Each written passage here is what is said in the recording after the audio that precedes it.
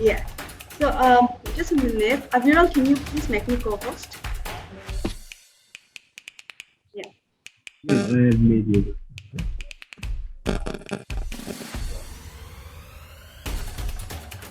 Okay. So we are going live on Facebook. Good morning, everybody.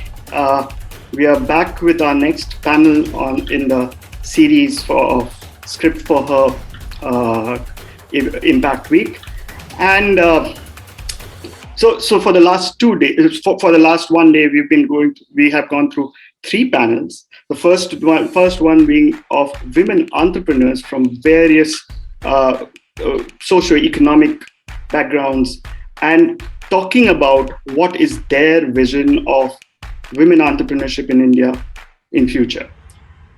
We also heard a lot of CSR thought leaders come and speak about how they perceive and how they look at the space of women entrepreneurship in future, and what they can and how they can contribute in taking women entrepreneurship to the next level. Today, we have two panels again today, and today we are talking about one of the most talked about aspects of women entrepreneurship, and that's finance. We have a fantastic panel here today, where with diverse experience and also bringing in knowledge from across the country, across the world. So before I get into introducing our panelists, just to bring more perspective in the conversation today, women entrepreneurs today face numerous challenges while establishing or running businesses. And the barriers to access finance being one of the most talked about, the highest priority being given in conversations across. However, industry reports suggest the industry reports are actually suggesting some solutions to resolve the challenges wherein they talk about women-focused funding initiatives. There are also talks about promoting collateral-free or low interest rate loans. There are conversations around setting up easy mechanisms such as a one-stop portal for looking into compliance, application issues, or awareness about government schemes. So there is a lot of discussions. And today here, we will be trying to look at or discuss some of these and the experiences of the panelists here in working with women entrepreneurs and looking at financing women entrepreneurs. What we are also really looking forward to is the panel bringing in the knowledge from across the globe and what could work in India as for a better future for women entrepreneurship in India, specifically looking at the financial aspect, financing aspects of it. So I would like to introduce the panel here today, and we have an August panel here. I would like to welcome Kate Cochran.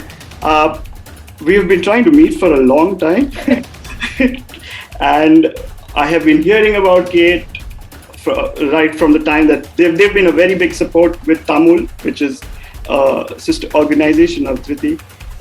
Kate is the CEO of Upaya Social Ventures, currently spearheading and fine-tuning strategy for a pioneering non-profit that invests in and supports businesses employing the very poor in India. Her specializations include microfinance, impact investing, social entrepreneurship, and sustainable development. Welcome, Kate. We really look forward to learning a lot from you here. We also have Deeksha Ahuja, founding member, Encubay Angel Network. She has an experience of over 9 years across EdTech, food tech, beauty tech, media tech, and healthcare tech. She has always been driven, energetic, and passionate about creating value through the work she does at any stage of her life. And that's what inspires her to do all the work that she's doing. Welcome, Deeksha, and we really look forward to hearing from all your experience from such a varied portfolio of work. Thanks so much. Glad to be here. And we have Cess Rondario. She's the founder and CEO of Impact Hub Manila and also leads Impact Hub Asia Pacific. She's a dear friend. We have been closely interacting with each other for the last 1 year now. And the script for her hackathon, we are jointly working with Impact Hub Manila to do it. She leads an organization that sets itself as an incubation hub focused on purpose-driven entrepreneurs whose venture ideas have the potential to impact the lives of Filipinos in large scale. However, Tess, looking at the entire Asia Pacific portfolio, has a varied understanding of the funding, the finance and funding scenario for entrepreneurs across the globe. So welcome, Cess. We look forward to hearing from you as well. Thanks so much for having me. Hi, everyone. So the discussion, I would take it to the point. So the first question I would put it to Kate. Kate, do investors perceive risk differently for women entrepreneurs? And if they do, what do they say? So over to you to answer this, but how do they perceive? So as an investor, of course, I'm going to say, no, we're completely even-handed as we review things, but the statistics don't lie. There's clearly a huge disconnect between the performance of women entrepreneurs and the amount of investment capital that they get. And if you don't mind, I sort of have some anecdata, a story from my own life about, how the investment process works for male entrepreneurs and female entrepreneurs. In 2010, I was with an organization called Unitas, and it was breaking up. And as it broke up, there are all these very talented entrepreneurs spinning out of it and things happening. And I knew two of them. They were both brilliant. Both have brilliant ideas. One was a man, one was a woman. One had come out of Amazon. He was an engineer. He spoke the sort of Silicon Valley language really well. The other was a woman who came out of banking, who had deep roots in social enterprise, phenomenal background. Both had brilliant ideas. I became the COO of one of those startups, the one run by the ex-Amazon engineer. And in the next 4 years, we grew really fast because he could sit down and have lunch with executives, and he could walk away with a six-figure US dollar grant just from that lunch. And he could spin this beautiful story. And when I came in, and I'd been advising them for a year, I realized that the on-the-ground reality was not matching the story. It was the classic Silicon Valley fake it till you make it approach. And so for my whole tenure there, we were scrambling to make the operational reality match the story that the CEO was telling on TED Talk stages and such. But the money came in and it grew really fast. Ultimately, it grew really fast like a rocket ship, and we closed because we could never become sustainable. Now, let me tell you about this other story. So the organization founded by the brilliant woman with a brilliant idea. She was much more considered and careful in her approach. She had an idea, she tested it, she sort of thought like a scientist. She was measured and careful when she talked to funders. She didn't get out ahead of her, what she could prove had happened yet. In the first 5 years, they barely held on. They had, they were bootstrapped. It was very hard to raise money. But at the end of 5 years, they were still alive. And I had joined that organization as a board member. So when my other startup closed, I actually joined my friend at this organization, which is Upaya. And we just celebrated our 10th anniversary. And we have grown in a very steady way. Our budget just surpassed what the other organization did. But I give this example because, my first CEO was having lunches with people who looked at him and said, "Oh, you are a hot young engineer who looks like me. I know what that's like. I want to give you money." Yeah.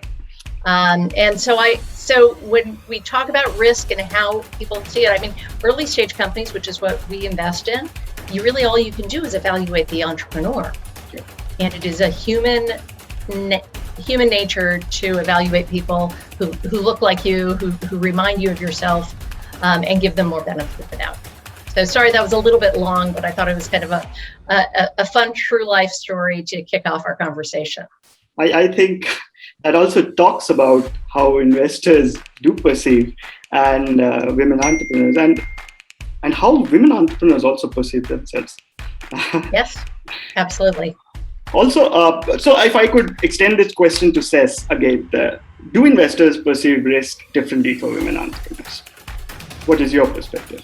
Well, from the many years that we've been doing this, I think there really has been so much more acceptance. I wouldn't say that there's resistance towards female entrepreneurs. I think there is a more broader acceptance for male entrepreneurs. I don't think it's necessarily that that investors don't see the value in supporting women, but then I think the reality is that there's just so much more that goes into having a woman step up and want to lead a business, right? There's family to take care of. There's so much more social obligations that a woman really has to put forth first. And so I don't think it's necessarily that, the community doesn't want to support women. I think there has to just be enough, internal,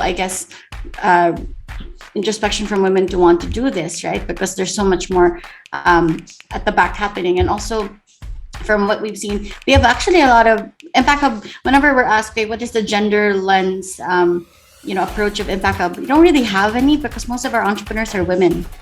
We have a 50-50 female ratio in our community globally. So it's not a problem that we see so much. In the Philippines, though, it's a very big thing. Mostly because a lot of the entrepreneurs here, they're mostly women, but then the ones who lead it seem to be, their male counterparts, and they end up doing the other things within the business that's still supported. Whether or not they're able to lead it is a different question, right? So from my vantage point, I think there has been more conversations as of the late that tends to prove that there is support for women entrepreneurs, much more than there was before. But then I think the better question to ask is, it's better compared to what, right? Because it started from there wasn't really much around before. So there's really definitely been a change, but the base was there weren't a lot prior to, let's say, the last 3-5 years, right? Yeah. So thank you. And when you're talking of a 50% ratio, that's really good, because in India, we talk about varying between 14 to 20, and 20 is a very optimistic scenario. So I really most of the leadership in the entrepreneurs that we have in the network are also women led. Our executive director, even within Impact Hub, are all women. My team are mostly women. So I guess, but not to say that that's not a reality that we want to see happening more, right? Yeah. So yeah. So if I could take the question now to Deeksha. Deeksha, and I'm going to ask you a different question. So do you see that the underrepresentation of women in the finance industry, especially in the venture capital space, do you see that plays a role in lower investment in women-led startups, understanding women entrepreneurs at the investment level or in the funding level? 100%, right? I mean, look at it this way. Today, you want to bet money. VC as an industry, the way that it works is their business model is taking money from other, LPs making sure that there's an ROI on that capital, and then therefore probably investing it in the best investment opportunity, right? Now, when it comes to money, you want to be sure and you want to put money in people who are like you, who you trust, right? The VC industry is super male dominated, right? And these things work on relationships. Let me give you like a small anecdote that I have seen from my experience, right? Whenever a male entrepreneur even has a spark or an idea, the first thing he'll do is call 5 people on his contact list who are investors and say, hey, this is what I'm building. Would you want to throw in a couple of $1,000? And he gets his validation right there.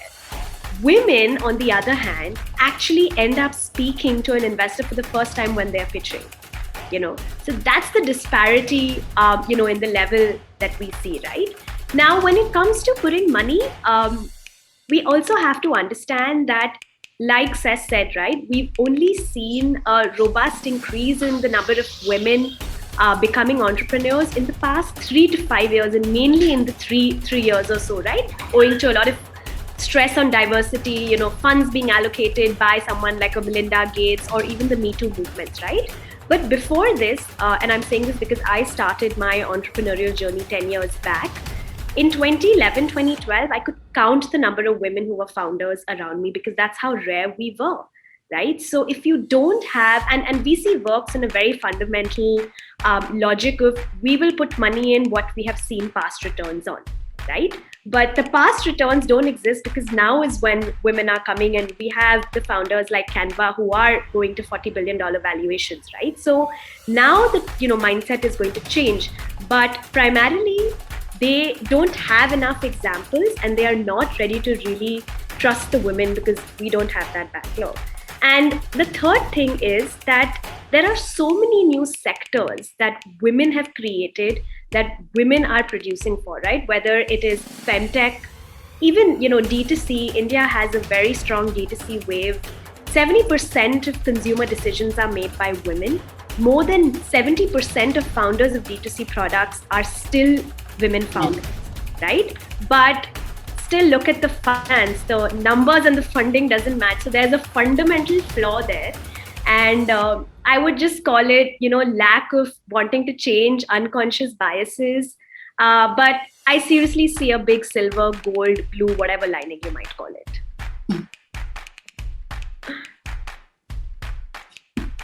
That's so true, Deeksha.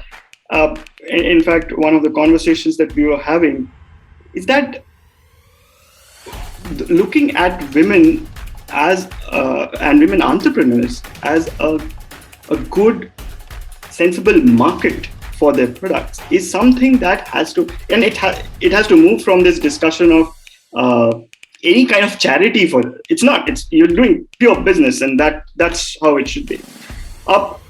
If I could take the conversation back to Kate. Kate, what are the barriers? And you've been working in the rural scenario in India. We've been working with organizations which are working with the smallest and the very poor. What are the barriers towards financial inclusion and access to capital for women entrepreneurs? And I'm talking of various. So when I'm talking of women entrepreneurs, it's not just a one homogeneous category, but I'm talking of the rural populace as well as the urban solopreneurs. So what do you think are the barriers and access to capital issues?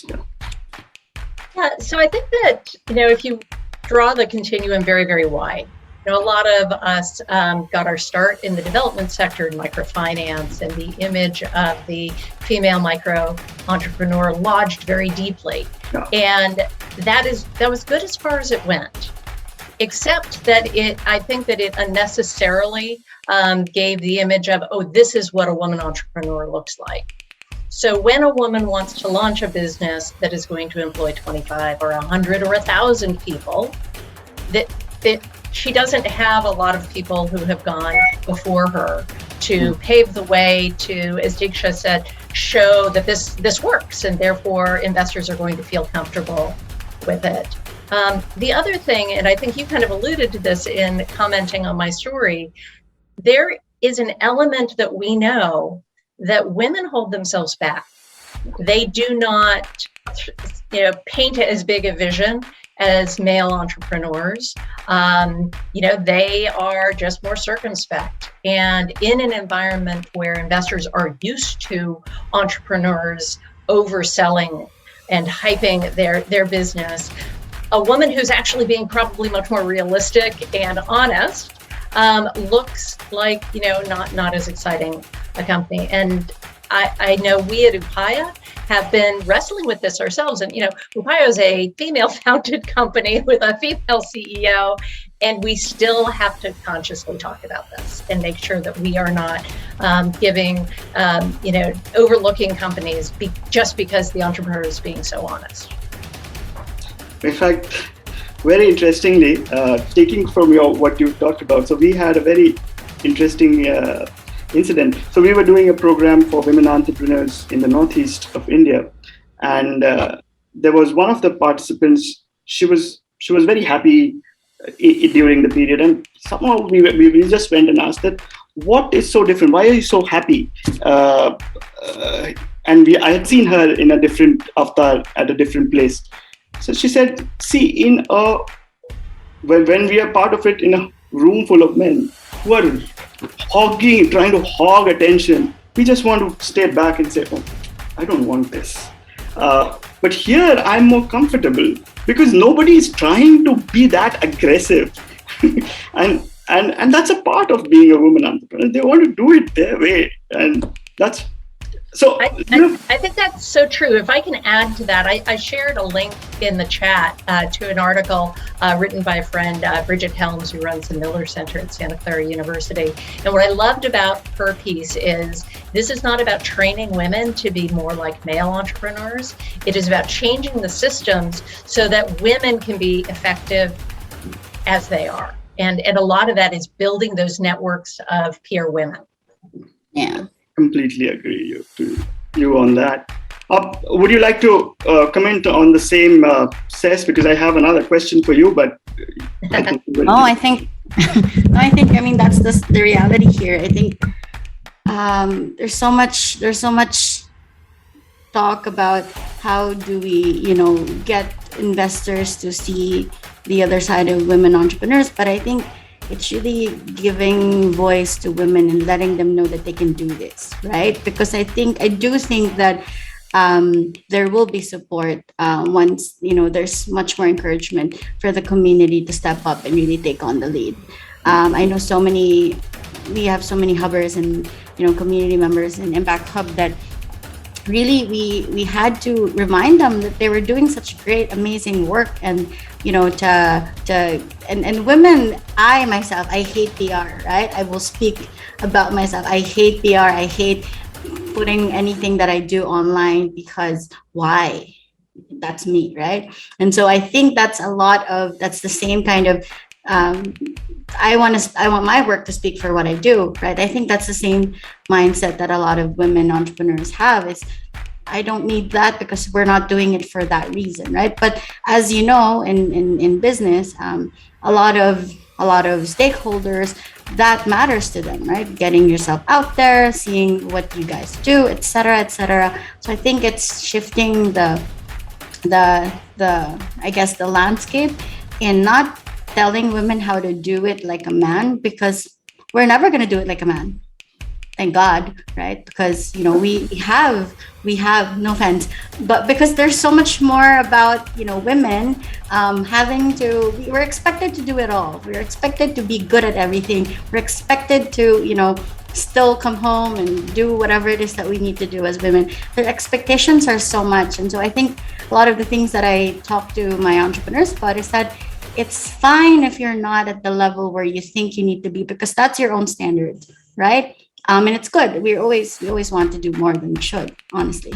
And so I think the narrative should change. It's not how do we get investors to look into women. It's more of how do we really allow these women to really take the stage. Because I sincerely believe that, with the right platforms, with the right community, and also maybe driving the direction of women and putting them in power. I always get in trouble whenever I put panels together when there are no women.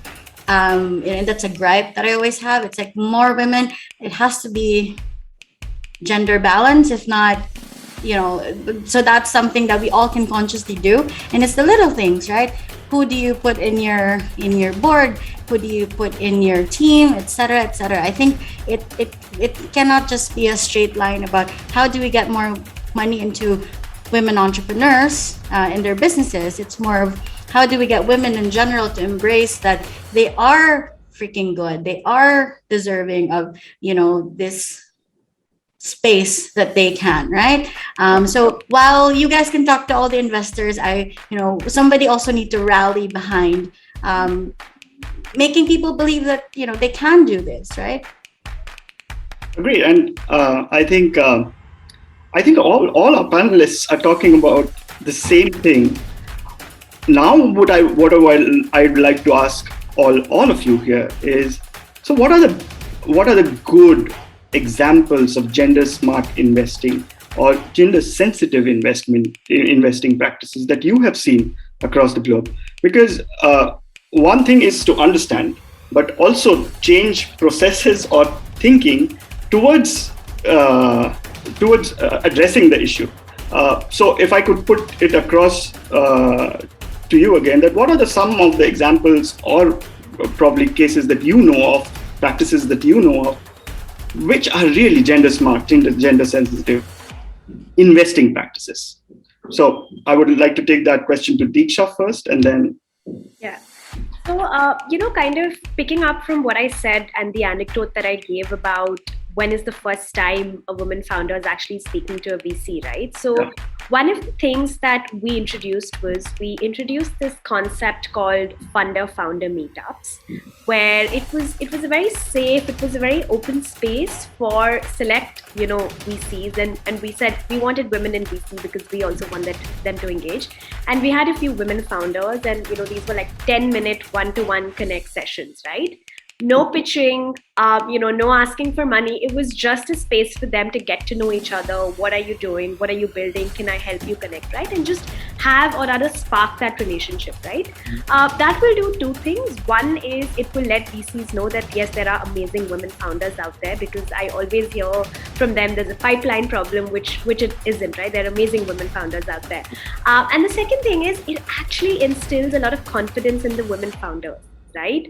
They're more comfortable, they're more calm. They actually know that, okay, VC is not a shark sitting there, trying to take over my company, but someone human who's really ready to help, right? That really helps. And I think the second thing is, and I encourage a lot of VCs to do this, is that whenever they're, in your own team, you look at the construct of your team, whether from an analyst, associate, or even at a partner level. If you don't have women in your team, you're actually losing out.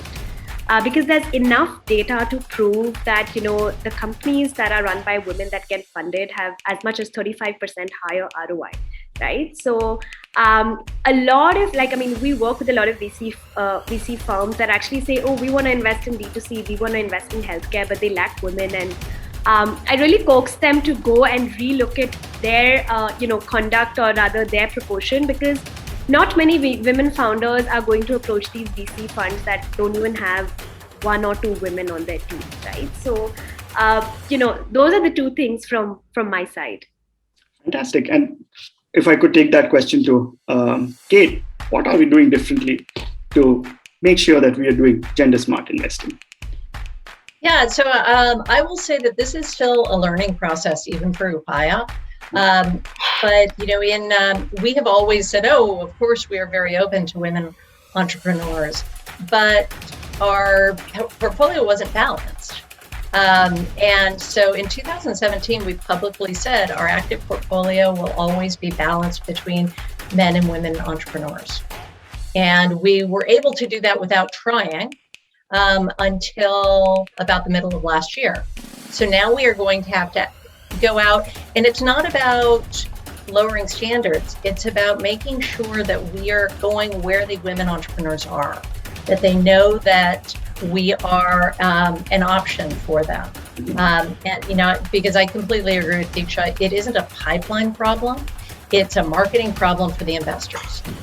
If we're not where they are, then we're going to miss it. So that's one thing, it's sort of holding ourselves accountable The other thing that we're looking at, and we don't have solid answers for this, but we're asking whether the standard benchmarks that we have as investors all started just internalizing have come from these sort of inflated entrepreneur pitches. Yeah. And whether we should be actually rewarding the entrepreneurs who are showing us a cash flow that is more realistic, instead of saying, "Oh, you're just not thinking big enough." So those are two things that we're one we've already done and one we are actively talking about at Upaya for implementing. Thank you, Kate, on that, because we know some bit of it. We have been, we know how you have been actually looking at various issues in the field and creating solutions for that. So thank you for doing that. Putting the same question to Cess, what are some of the gender smart investing practices that you have learned about across the globe, and if we can understand that? And before you answer, I would like the entire group here, the attendees here, to start putting in their questions, because I would love, because I know there are a lot of women entrepreneurs in the group that I'm seeing. So please pose your questions to this August panel here, and hopefully we will get those answers that that can help us grow. So getting the conversation back to Cess, what do you think about it? Well, I think in general, I mean, they both Kate and Deeksha have already spoken about it, but I think in general for Impact Hub, whenever we see our entrepreneurs, the main question that we always ask them whenever they're in whichever phase they're in is that how ready are they to show to be part of the due diligence process that everybody has to go through, right? And so I think one of the things that we have an entrepreneur from years back, and it was very, very difficult for us to highlight for ourselves what else she can make mention in her pitches, because everything that she was doing was fantastic, but somehow it wasn't just translating to investors, right? And I think one of the things that as to what Kate was mentioning, is that because a lot of the women-led entrepreneurs that businesses that we have actually is very much as you said, it's a very long-term process, right? For most of them, it's very unlikely that especially for the Philippines, very unlikely for somebody to lead like a tech startup that you can promise valuation of XYZ, right? It's very unlikely at least for my community, right? And so I think it's being able to present that and be open and just transparent that we are, a lot of the women enterprises really carry a community behind them, right? And I think a lot of them are very very shy about mentioning the terms, if I may use that word, in the runway that they need, etc. So I think one of the things that we've seen is being able to just have them mention that off the go, and kind on investors who really are there to stick it out for the long term, right? And not so much as looking into the ROIs, etc. Right? I mean, impact investment is open to those realities, but I think the women themselves and the entrepreneurs themselves are very shy about it. Are very, you know what I mean? Because it is a question, right? Because a lot of these things fall about the numbers. Numbers will matter, at the end of the day. But then I think a lot of times, I think the reality is, how much are we able to measure the impact that the entrepreneurs are able to create and be able to frame that from the get-go, right? So, can you hear me? Yeah, we can hear you. Everybody's freezing on my end. So I think that's the question that we have seen, and I think you're freezing. What's happening? We can hear you. Okay, great. It's Anyway, so there. Anirban, if I can just add to that, what Seth said is super important. As the VC industry, we have looked at success only with one parameter, which is what's the ROI on funding, which I think is fundamentally wrong. And, the pandemic has taught us that we are not going to have a world if that's how selfish we are, right? If you look at women founders, trust me, no matter what, whether it's a not-for-profit, for-profit, impact is such a strong angle. Livelihood creation is such a strong angle, right? So the VC industry now really needs to start giving points based on all of these, different areas of impact, right? I mean, of course, I'm not saying money and ROI isn't important, but these things matter. Environmental, consequences. And if you actually do that, you will realize that women, kind of tick the boxes in most of these other things along with capital. So very true, Deeksha. In fact, one of the conversations and very deep conversations that we have in Dhriiti is around, so we talk a lot about financial, social and ecological impact. And how do we assess that impact? So even after looking at people who are looking at financial and social, the denominator is always financial. So we will convert everything into financial and look at it. Changing that is again a bigger task now.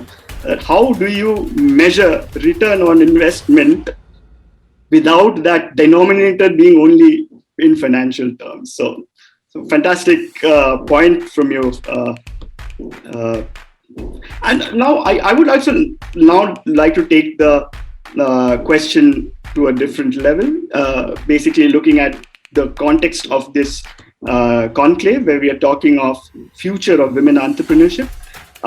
So my question, starting with you, Deeksha, is what do you see as the future of women entrepreneurship in India and across the globe?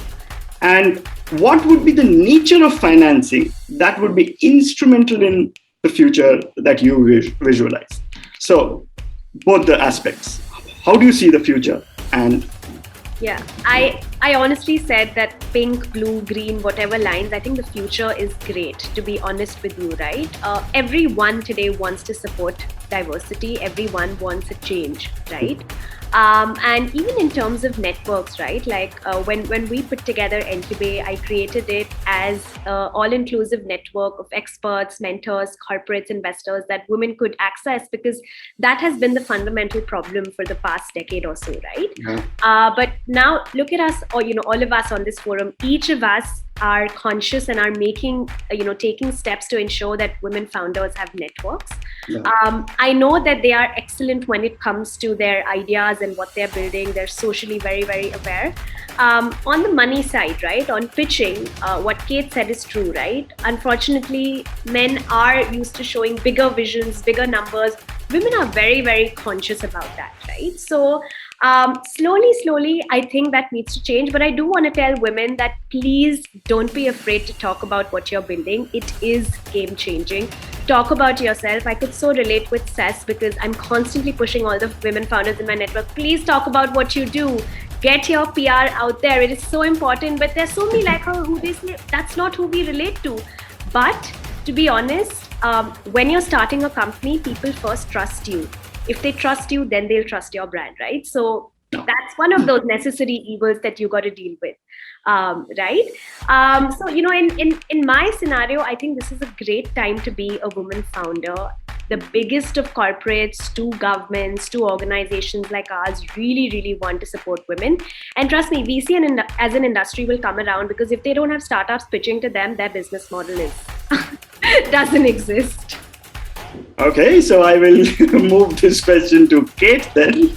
What do you see as the future of women entrepreneurship in India and across the globe? And what would be the nature of financing that would be instrumental in the future?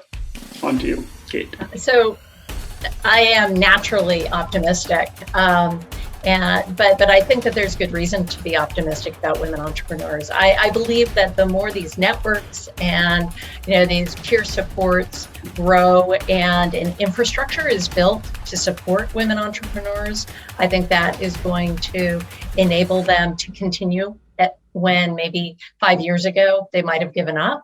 But I think your question about what kind of financing is it that they really need is so important. We've been talking about VC. We've been talking about a certain kind of financing, equity investment where the investor is looking for a really big return at the end. There are so many other kinds of financing that a business, especially a sort of slow and steady business, needs that it isn't appropriate for equity. At Upaya, we've started experimenting with revenue-based loans where we issue a loan to a company and they pay us back out of revenue, which means we are fully aligned with the risk that the company's taking. And it may take us longer to get our money back, but it's actually more likely from our experience in the first 10 years, we're going to get that money back than, the equity, put it out there, cross our fingers and, wish the entrepreneur well and hope to see a return in 7 or 8 years. I think there's going to be more capital like that. Patient investors not looking for sky-high returns, but able to invest in companies and give them the room to grow. So that's my hope. And like I said, I'm always optimistic. Fantastic. Actually, I know that aspect of your work, so truly very fascinating. Over to you, Cess. What is your vision of the future of women entrepreneurship globally?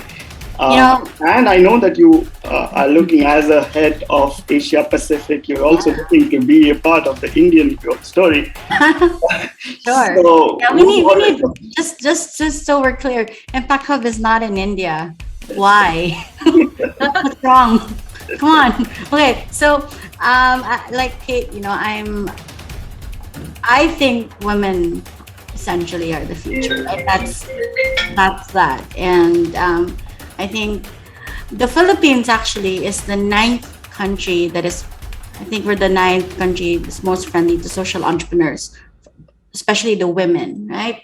So that's something that I'm pretty happy about. Hopefully that gets better through time. But the Philippines, so one of the things that I always tell people is that whenever they say, oh, there's a gender issue, I never really, maybe a lot of the people in the Philippines feel that also, in the low level, but we are pretty advanced in the Philippines. We've had 2 female presidents, there's a lot of executives, that help women executives in the corporations. I was raised by a single mother, so I was always taught that I could do whatever it is that I want, right?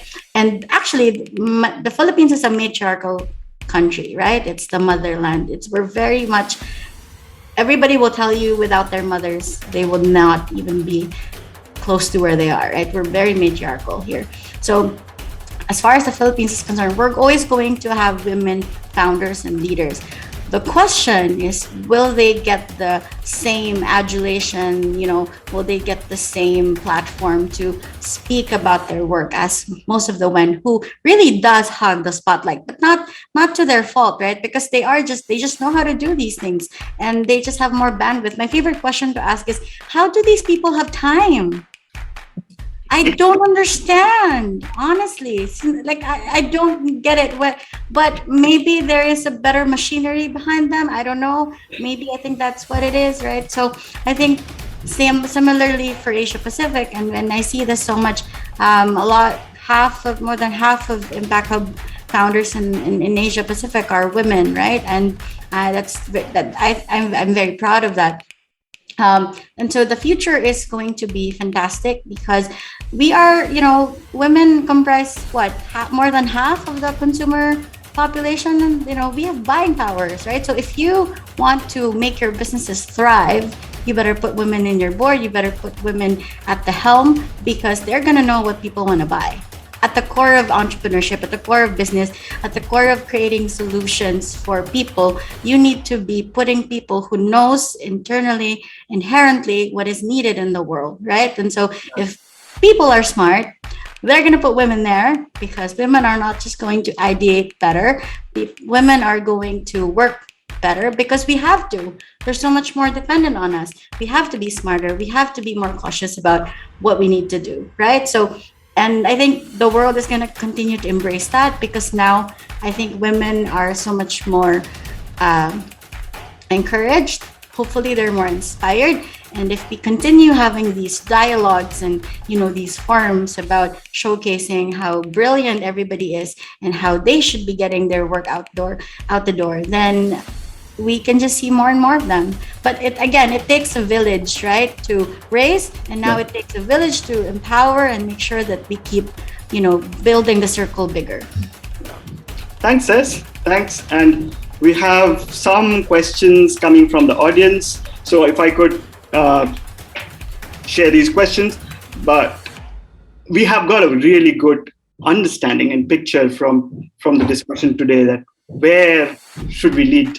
Should we look at what is the narrative towards the future of women entrepreneurship in India, and how are we looking at financing them? And Kate, you talked about the various different types of capital which has started coming in, and thinking processes around how can we look at better products for women entrepreneurs. And this is something which is in the pipeline. And in fact, the next conversation we will be hearing some of these ideas which are coming from the field. So the questions, if I could just share that with them, is there any platform where women entrepreneurs developed through CSR funding projects can approach venture capitalists where facilitation is done by NGO? Could I put that question to Deeksha? Yeah, so I just want to set some context. I'm just checking who's asked the question, but not all businesses are VC investable. I think that's the first thing that we need to understand. And typically, if you are drawing money from CSR funds, that is your source of money generation revenue.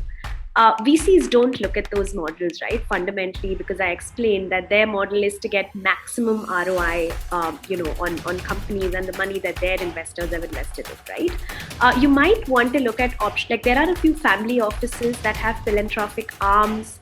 There are a few individual HNIs who are really, really, passionate about a particular cause. But I would, just be very honest here and say that VCs as an investor class is probably not who you should be right now targeting. There are a bunch of other options, and please feel free to write to me on LinkedIn. I'm happy to maybe help you understand some of those or make certain connects that I have in my network. Oh, thanks, Deeksha. That's a wow moment for whoever is there. The next question is, and we have got quite a few questions now. For a woman seeking investment in her business, what are the immediate steps that you would like to recommend? Kate, would you like to take that question? Sure, I'm happy to. And if Seth wants to add on, but when I read that, my first thought was before you reach out to any investors, make sure you understand your business really well and you can describe it very crisply. If you're in the really early stages and you're just sort of thinking things through, that's when it's nice to have advisors around, but it's hard to start a conversation with an investor at that point. But if you know your business really well, you know your unit costs, then the next step is get to know the kinds of investors. What is it they fund? What are they looking for? What is really important for them? For example, for Upaya, we only fund businesses that we believe can create 1,000 jobs. I am regularly approached by entrepreneurs who are wonderful, who have some tech solution that might hire 10 engineers. And so find a fit. And then, once you've found the right entrepreneur, try to find a warm contact or the right investor. Yes, you can send your business plan and have an analyst look at it and hope that it gets a response. But if you can mine LinkedIn to get somebody who will make an introduction, that would be my recommendation. Very, very tactical stuff. And I think that's going to be very useful for the women entrepreneurs here. If I could take the same question to Sess, what do you think would be the immediate steps that you would like to recommend? Well, as Kate said, know your business, know what you're doing, know the problem you're trying to solve, right? And in many ways, know your customers and know why this matters to them, right? What value? I think that's the question that I don't really hear as often. What value are you really generating on the ground, right? And then build on that, and then look for people who can tell you no, yes, maybe, do better. It's really truly important that you surround yourself with people who can tell you honestly that I kind of don't get it, right? And a lot of people don't like feedback. Actually, I realized that people don't shy away from feedback. They take things personally, and it's normal, right? Because it's your baby. Also, don't be too married to your ideas, please. It's, let people take it apart, because that's what the community is there for. So I suggest, before you even go to anybody, know what you're doing. No, you don't have to know everything, but you need to know enough to be able to stand your ground and say this solution is important because I know X people who have had problems around this, and there is case to getting this into production and market, etc. And really have those people. Okay, don't bullshit your way, because people will know. That's also a thing. People know. I know from a mile away when somebody's bullshitting me and that it's not true, right? And so we vet. Like, we're not an investor by any means. We're an incubator. We're a community. But even if it's not on me and I don't really, handle funding, etc. on certain spaces, the question is, can I see your community? Can I go? Can I talk to them? And then you'll see, right? From the nose up, you'll see what works. So please do your homework. That's what you need. Okay. Thanks, Ses. So the next question that I see is, how can we explore the tribal traditional women entrepreneurs in context to access to the investors? Open to all of you. And also, what kind of investors, like what Deeksha was talking about. So, Deeksha, would you like to take this? What kind of investors? And there are a lot of government funds that are available. Of course, tapping those is always tough. You do need to know the right people, but anything for tribal women, I feel there are a lot of rural schemes, that are specifically there.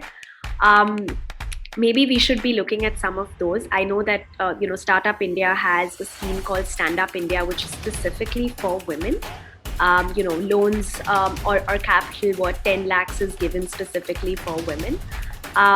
There are a couple of, organizations. I know there's one called Wiki that's working very closely with the government to make sure that these resources go to women. So maybe, those could be some of the names that, you could reach out to. Okay, the next question is pretty interesting.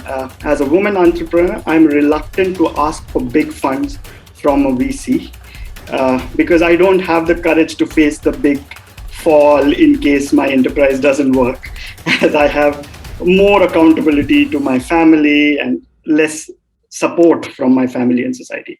Kindly share your inputs. How should we do? And this is one of the most pertinent and relevant problems that a lot of women cover.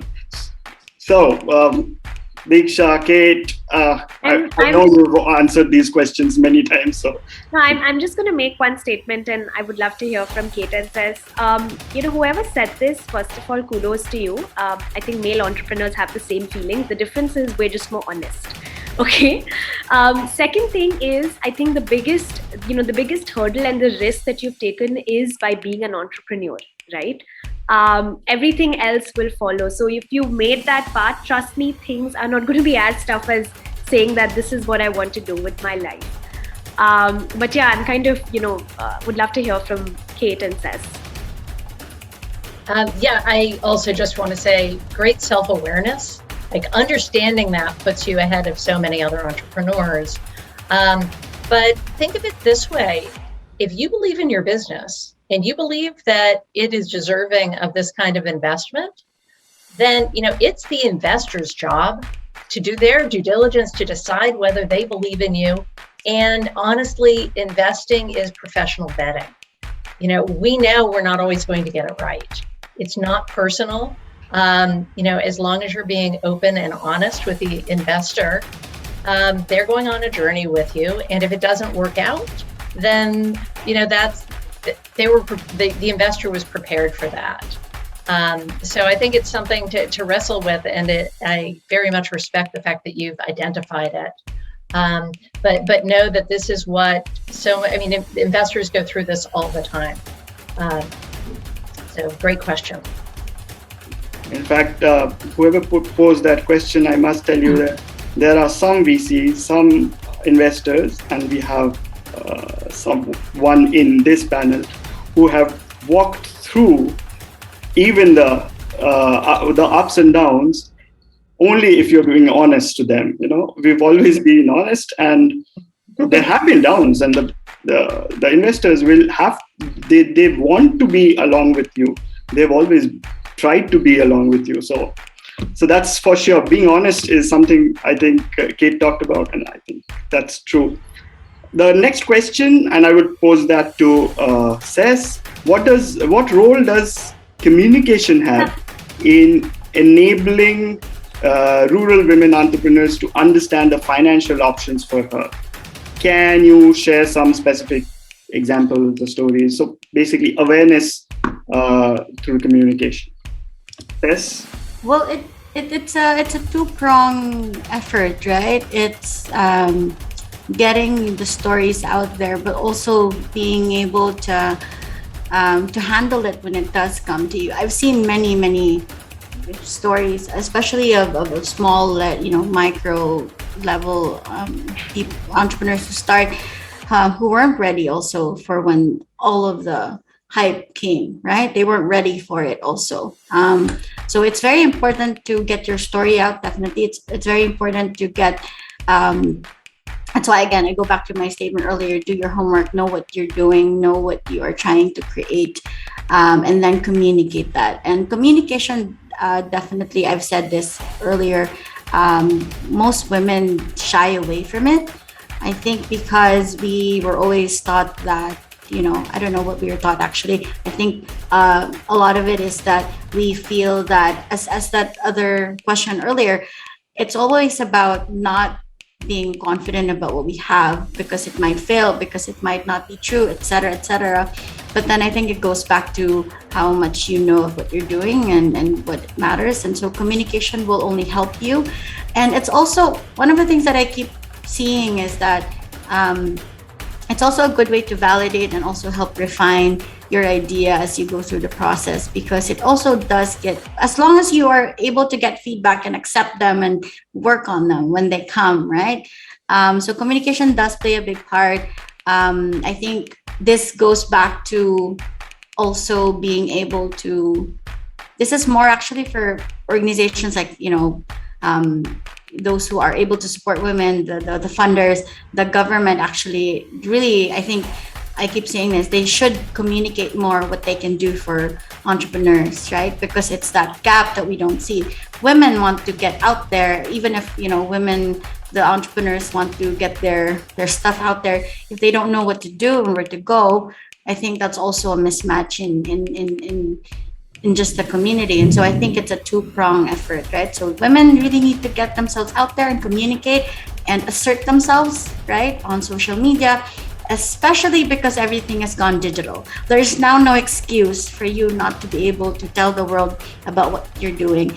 You just have to also be ready for that to happen. And also on the back end, for us, Impact Hub as an incubator accelerator, we also need to do our share in reaching out to more people to say that there is a community around here for you, supporting you, and you can get access to this. So I speak to the entrepreneurs and also to the stakeholders around them to make sure that we put ourselves out there also to make sure that they know where to go. I think that's an awesome discussion.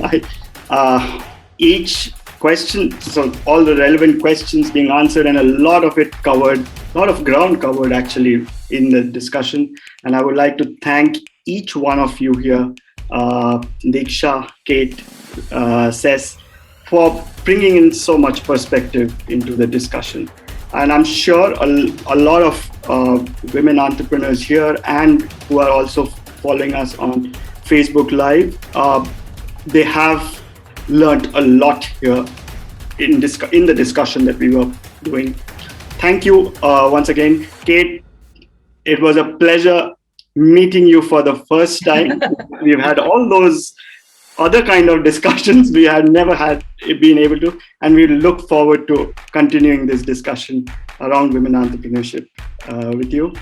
Deeksha, thank you so much. I know Nidhi has been discussing a lot with you in the ANDE panel, but it was a pleasure listening to you and the perspectives that you bring in. Likewise, and thank you so much. A big shout out to you, Anirban. We need more men like you. Diversity is a men and women thing. It's not only women. So really proud to have people like you. Thank you so much. Thank you so much. And thank you to Sess. We at Dhriiti just love you for what you are and how you've always been there for us. And everybody, we can sing happy birthday. Oh my God. Yes. Thank I you. want to suggest. Thank you, guys. Thanks, Anirban. Always, I still am waiting for Impact Hub to come to India. So to anybody watching, come on, guys. We need India. Come on. Happy birthday to you. Happy birthday to you. Thank you. Thank you so much. Thank you so all. much. Thank you. So take